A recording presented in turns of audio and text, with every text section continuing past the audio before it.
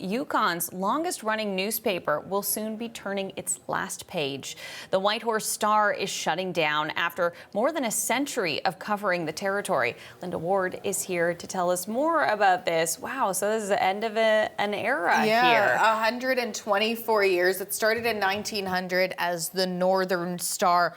But they say, recent years have just been too hard on the paper. They've seen a drop in circulation and advertisers that are turning more to social media. So with a heavy heart, they say they're going to have to put their last publication out on May 17th. And that publication will touch on some of the major events that they've covered over the last 124 years. Things like the gold rush, the last two world wars, of 1914 flu pandemic as well.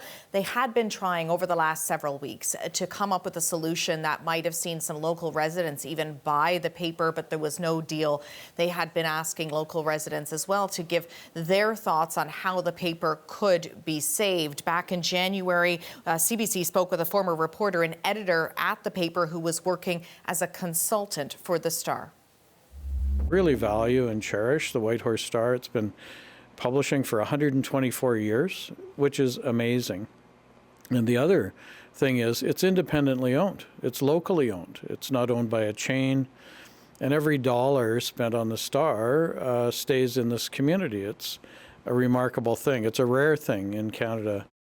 And so there's a lot of reaction to this as well on social media from people in the area, but also from other journalists. One, Marissa Teal writes on X, "My first non-intern newspaper gig was here. I had the best time being a sports editor, got to cover some special events. As always, it's disappointing and gutting to see another newspaper go." We also heard from Johnny Wakefield, a journalist with the Edmonton Journal, says, "God, more sad media news. The Whitehorse Star, whose motto, illegitimus non carborundum," and I'll let you read the translation on the screen there, is the best in journalism, is closing.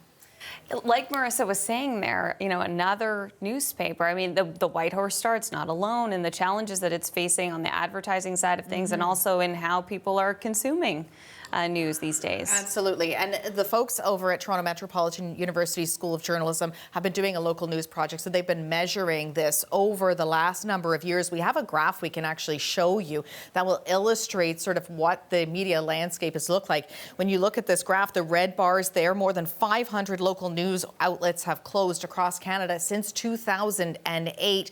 36 last year alone. The blue that you're seeing, 226 new local news outlets that have launched. So really not keeping up there. And then we're seeing news like Saltwire Network, the largest newspaper owner in Atlantic Canada, filing for creditor protection last month. Last year, 96 local publications switched to online only. The editor of the Star says, this puts democracy at risk, especially in more remote communities where local news, local politics, local crime, and even, the local sports star at the high school may not get the kind of coverage that they would without newspapers like these. Linda, really appreciate it. Thanks so much for this. That's CBC's Linda Ward.